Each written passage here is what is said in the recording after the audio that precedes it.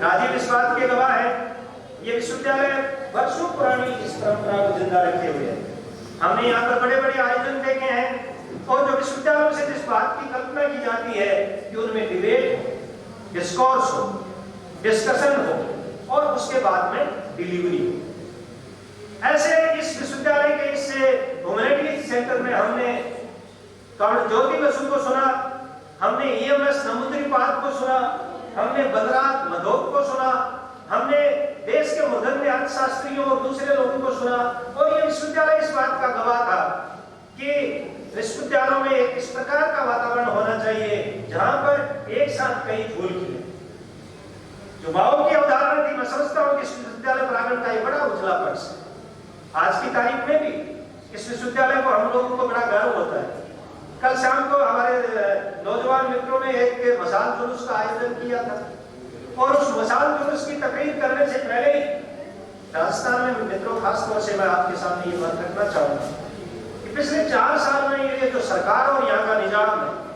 इसने ये इस प्रकार का एक गहरा हमला कर रखा है।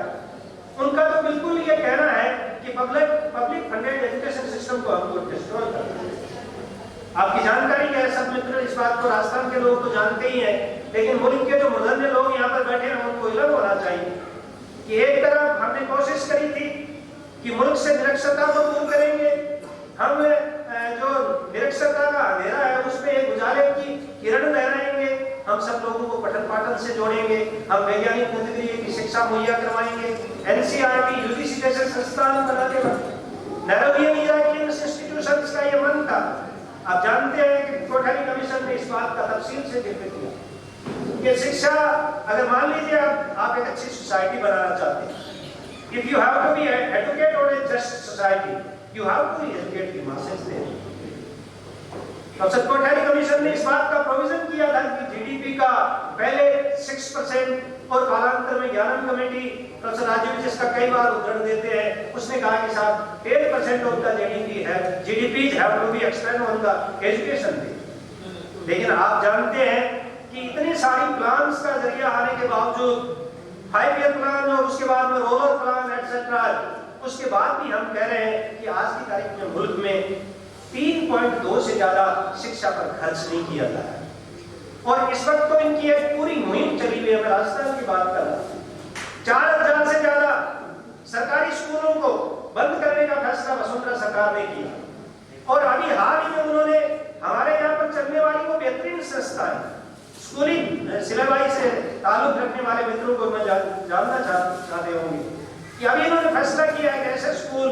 जिनमें 600 से ज्यादा की स्ट्रेंथ है, जिनमें विद्यार्थियों की मेरिट में स्थान आ रहे हो, जहां पर टीचर्स का एडुकेट अरेंजमेंट है, जिनको मॉडल स्कूल्स का दर्जा दिया गया है। Now the government of Rajasthan have decided to hand over these institutions to the corporate and the private owners।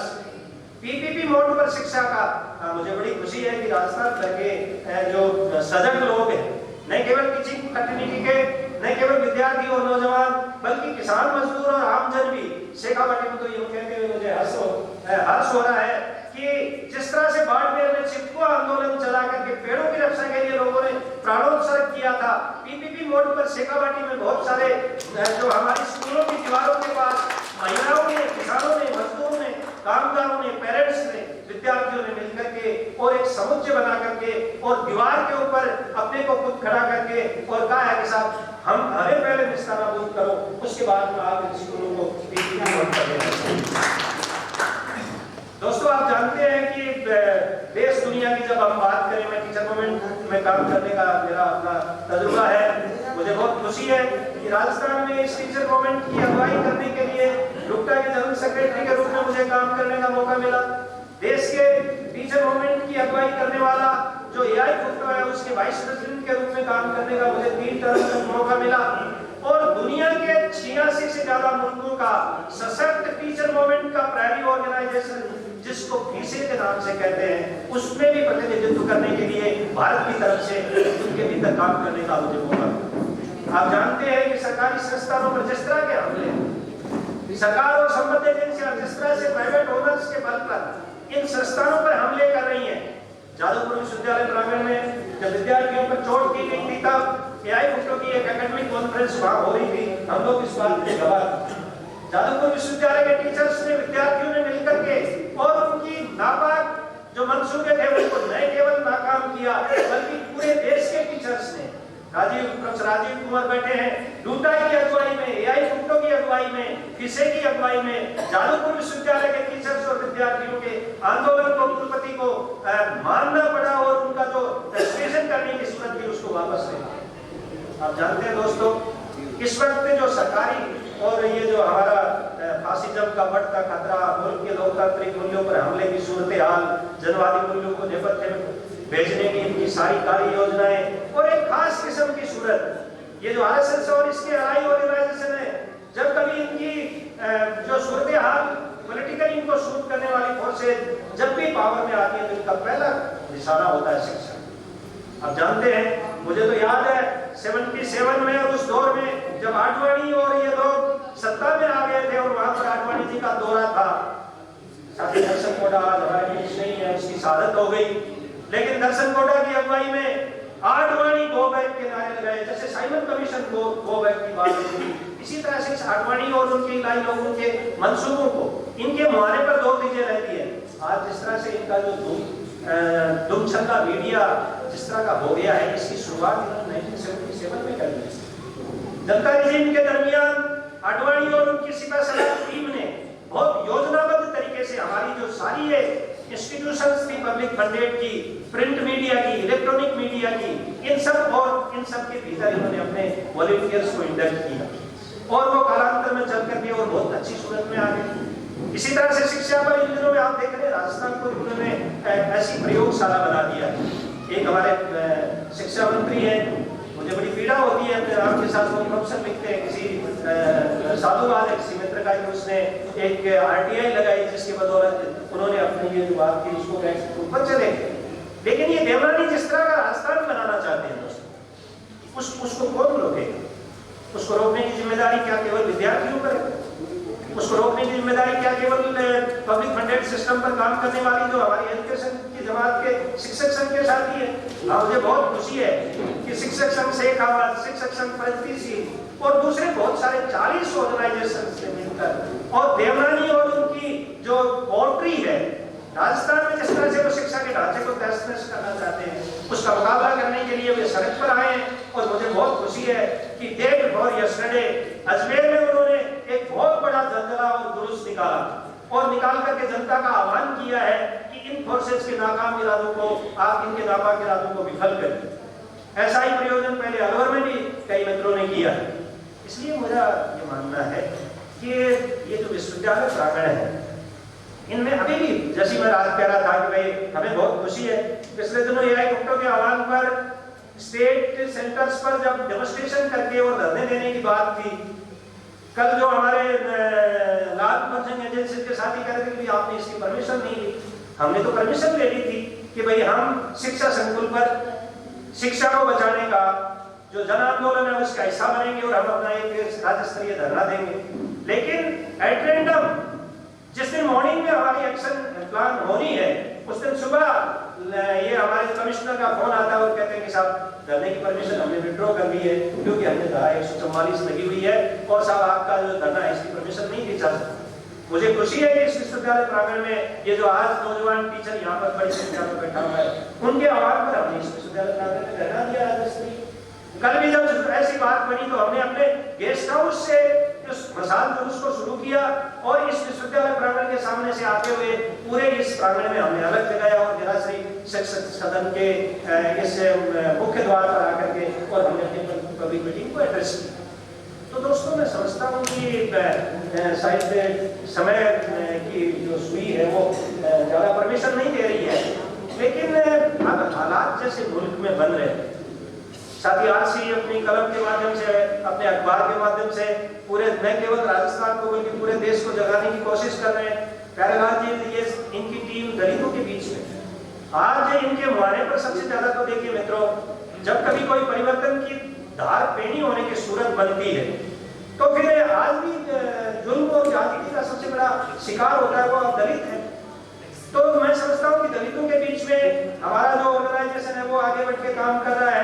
किसान सभा ने तो कई बार यहाँ की सरकारों को बहुत बड़ा दुखाया। मीर साहब बैठे थे मेरे ख्याल में, अभी किसी काम से चले गए। मीर साहब राज्य में है। किसानों का दोस्तों पिछले दिनों का जो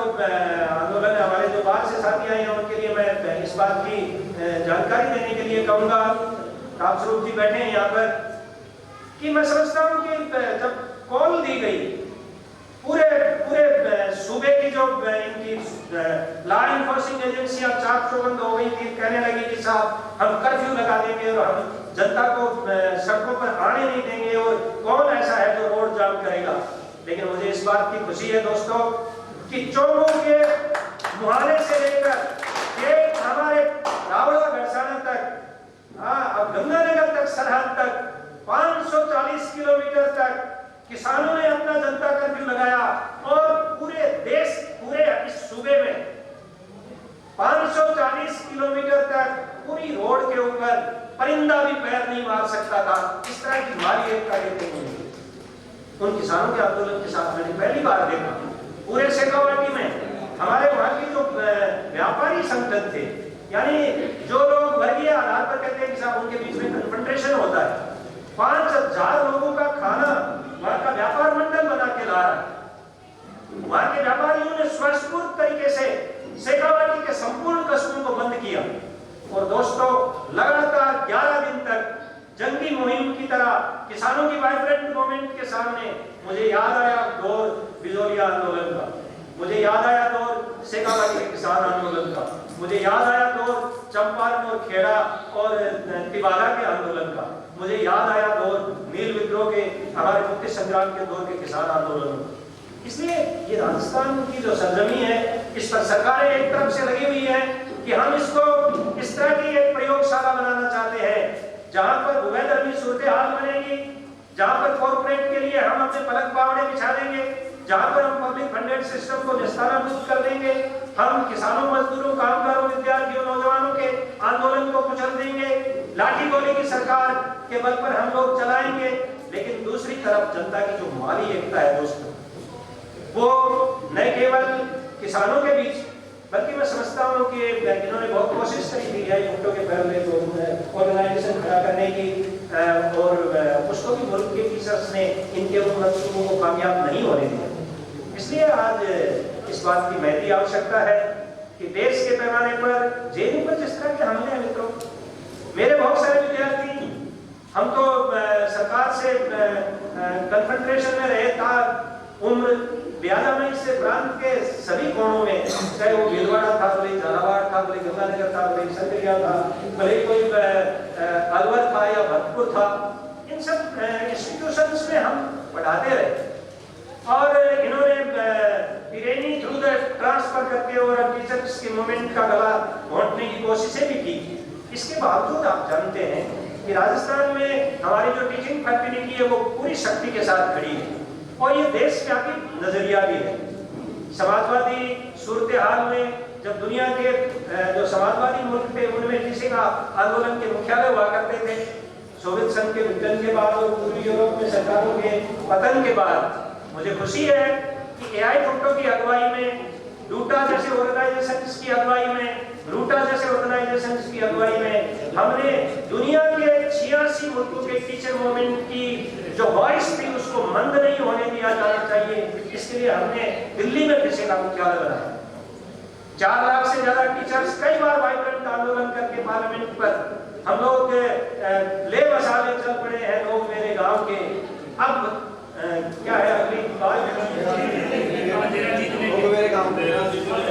अब अंधेरा चीर देंगे लोग मेरे गांव के। तो वो सूरत अभी बनी हुई है हमारे राजस्थान में, वो इसको प्रतिक्रियावादी ताकतों की उभयधर्मी प्रयोगशाला बनाना चाहते हैं और हम इसको सामंतवाद की मुखालफत करते हुए राजपूताने की देशी रियासतों को, उनके मंसूबों को चकनाचूर करके ब्रिटिश टिरेनी, राजशाही और सामंतशाही का जो सम्मिलित मुकाबला करके मुक्ति संग्राम के दौर में यहाँ की किसान रियायत ने जो उजला पक्ष लिखा था, यहाँ के आदिवासियों ने जो उजला पक्ष लिखा था, रामजी जैसे मेवाड़ के बहुत सारे जो आदिवासी आंदोलनों का जिक्र कर रहे थे, उन सब की तरह ही आज की तारीख में भी हम इस राजस्थान में एक नए शहर की परिकल्पना तैयार कर रहे हैं, जिसमें हम विश्वविद्यालय के प्रांगणों में इस बात की पूरी पुख्ता व्यवस्था करेंगे कि विद्यार्थी और टीचर्स के बीच में इंटरेक्शन होना चाहिए। जो टीचर पुराने हैं वो इस बात को जानते हैं। हमने तो 80s में इस विश्वविद्यालय प्रांगण में, डॉक्टर राजीव, ये विश्वविद्यालय इस बात का गवाह है, कुलपति की ट्रेनिंग के खिलाफ टीचर्स, मिनिस्ट्रियल स्टाफ और विद्यार्थी तीनों मिलकर के संयुक्त आंदोलन इस विश्वविद्यालय के प्रांगण में चलाए। तो इस धार को हम और आगे ले जाना चाहते हैं। मुझे पूरा भरोसा आज इस जन साहित्य पर्व ने सबका ऑर्गेनाइजेशंस का जो समुच्चय खड़ा करके और राजस्थान के लोगों की माली एकता का जो एक बलवती नारा जिसको फलीभूत करके उन्होंने आज विद्यार्थी, नौजवान, किसान, मजदूर, अकलियत, दलित, वंचित, इन सब तबकों के बीच में एक गहरी एकता कायम करने का जो प्रयोजन और राजस्थान जिसको एक उभयधर्मी प्रयोगशाला के रूप में करके मॉर्निंग में प्रोफेसर चरणलाल जी ने कितना तफसील से इस बात का खुलासा किया था कि कॉर्पोरेट पूंजी के बल पर धनार्जन करने के लिए लोगों को खरीद करके और तमाशे और मेले करने का जो हमारा यहाँ पर फेस्टिवल चलता था, हमने उसके विरोध में नहीं, बल्कि हमें एक अल्टरनेटिव क्वालिटी फोरम के रूप में हमने इसको एक ऐसा फोरम का रूप दिया है जो कालांतर में न केवल राजस्थान के लोगों को मजबूती के साथ एकता के सूत्र में बांध सकेगा, बल्कि यूनिटी इन डाइवर्सिटी की जो हमारे मुल्क की पहचान है, जाति धर्म संप्रदाय के दायरों को से परे हटकर शिक्षा जो आपके अंधकार और अंधेरे के कपाटों को खोलने का प्रयोजन करती है, ये जन साहित्य पर उसकी एक गहरी मिसाल पेश करेगा। मुझे पूरा भरोसा है कि आने वाले दिनों में हम राजस्थान में इनकी जो नापाक हरकतें हैं उनको फलीभूत होने नहीं देंगे और राजस्थान में एक अल्टरनेटिव क्वालिटी का नेशन वाइड मॉडल हम प्रस्तुत कर सकेंगे। एक इस उम्मीद के साथ मैं अपनी बात समाप्त करूंगा कि रात के राही रुक मत जाना, सुबह की मंजिल दूर नहीं है, समय का सीना चीर के देखो, झांक रहा है नया सवेरा।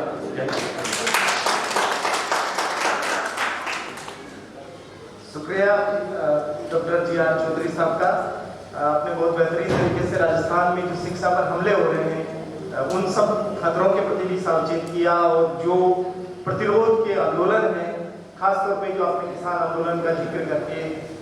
हमने इसलिए जिक्र से हम बचे क्योंकि किसान आंदोलन पर कल बात होनी है, तो इस वजह से हम नहीं बात कर रहे थे, लेकिन बहुत बढ़िया है कि आपने उन सारी चीज़ों को समग्रता से यहाँ पर रखा। बहुत बहुत धन्यवाद डॉक्टर चौधरी का। अब मैं अनुरोध करूँगा कि सनलता जी आए और अपनी बात करें।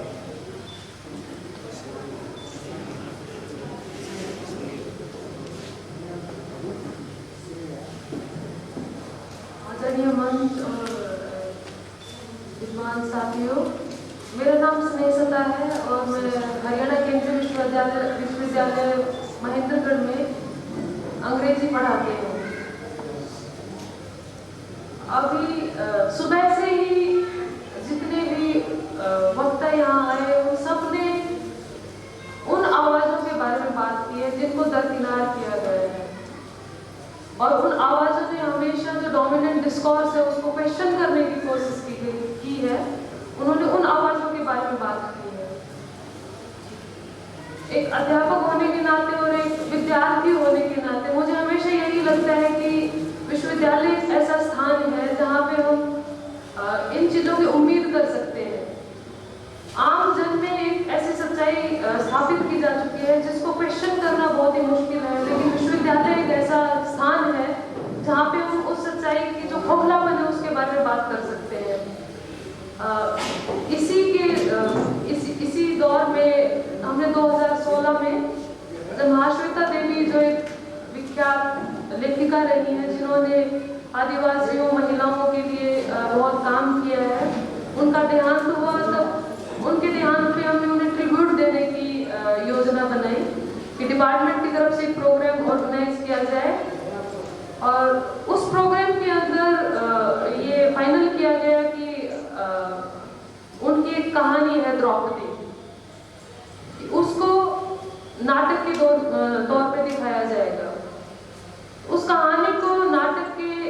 रूप में मैंने उसको बदला था और उसका ऑर्गेनाइजिंग जो हम दूसरे मेरे साथी हैं डॉक्टर मनोज कुमार। तो पूरे दिन का प्रोग्राम था और उस प्रोग्राम में महाश्वेता देवी को ट्रिब्यूट दिया गया था। मैं आपको कहानी बताना चाहती हूँ। कहानी है क्या? कहानी 1970 के दशक में लिखी गई है और उसकी जो बैकग्राउंड है वो नक्सलाइट बैकग्राउंड है। द्रौपदी और दुल्ला दो हस्बैंड वाइफ है, वो नक्सलाइट्स हैं और दुल्ला को फेक एनकाउंटर में मार दिया जाता है आर्मी के द्वारा और द्रौपदी को कैप्चर कर लिया जाता है और पूरी रात उसके साथ गैंग रेप होता है, कस्टोडियल गैंग रेप। और सुबह सैनिक को कहा जाता है कि ब्रिंग हर, उसको लेके आओ, और वो कहती है कि आई एम कमिंग। तो जो सेना नायक, जो उसका आर्मी का जो हेड होता है, वो एकदम से सकपका जाता है जब वो देखता है कि द्रौपदी एकदम से निवस्त्र उसके सामने आ जाती है। वो क्वेश्चन करता है कि where are your clothes, but she retorts and she says that you can tear my clothes away, but how can you clothe me again? You are not a man. Because I am a person who is facing you without any weapon. I am a naked woman before you, and you are a man with arms. So come and shoot me, counter me, do my encounter. So यहाँ पे खत्म हो जाती है story. उसके नाटक के अंदर मैंने एपिलॉग में कुछ घटनाएं डाल दी थी। इसका मेन जो मकसद था वो था फीमेल बॉडी को किस तरह से यूज किया जाता है, रेप इसका मेन मकसद था। और उसके अंदर जो डिस्टर्ब एरियाज हैं हमारे भारत के अंदर, जैसे नक्सलाइट एरिया हो गया या फिर जम्मू एंड कश्मीर का है या नॉर्थ ईस्टर्न जो स्टेट्स हैं हमारे, वहाँ पे जो एक्सपा है वहाँ पे, तो वहाँ पे किस तरह से फीमेल बॉडी को अब्यूज किया जाता है in the name of nationalism,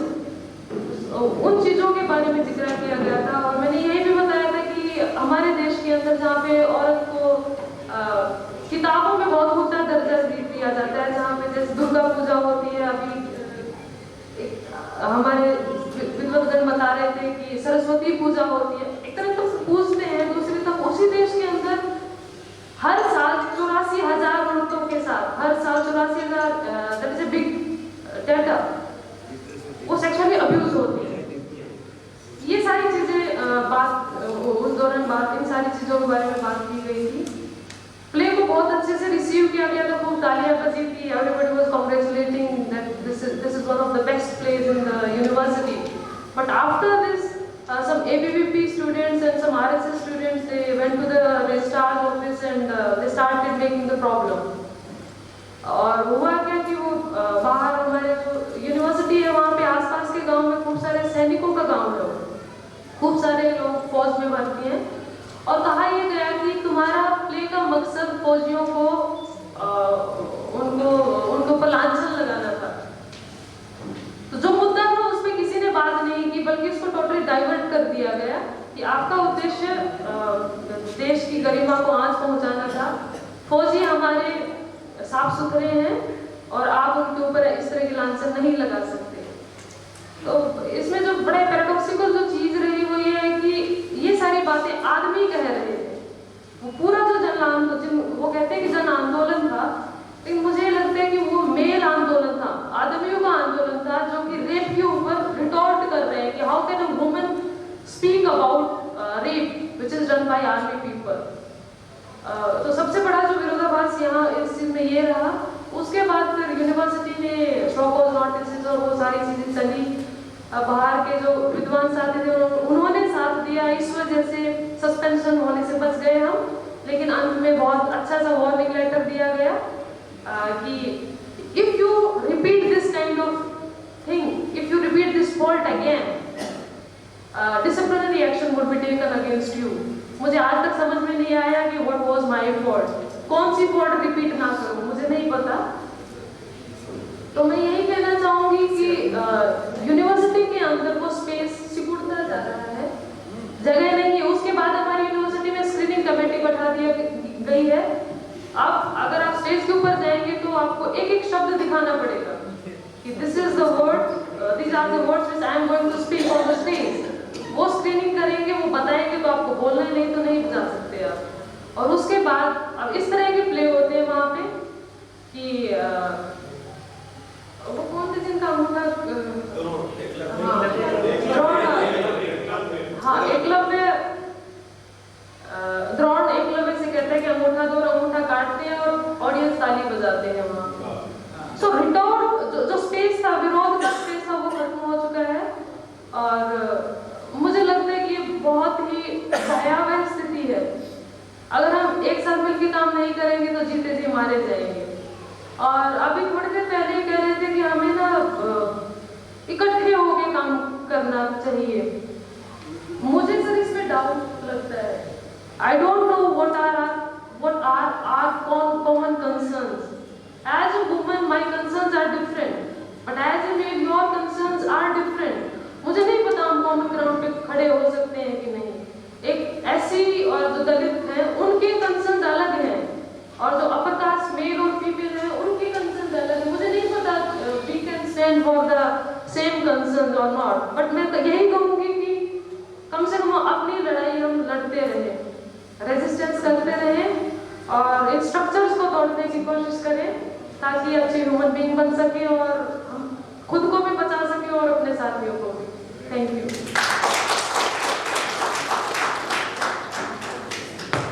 thank you very much.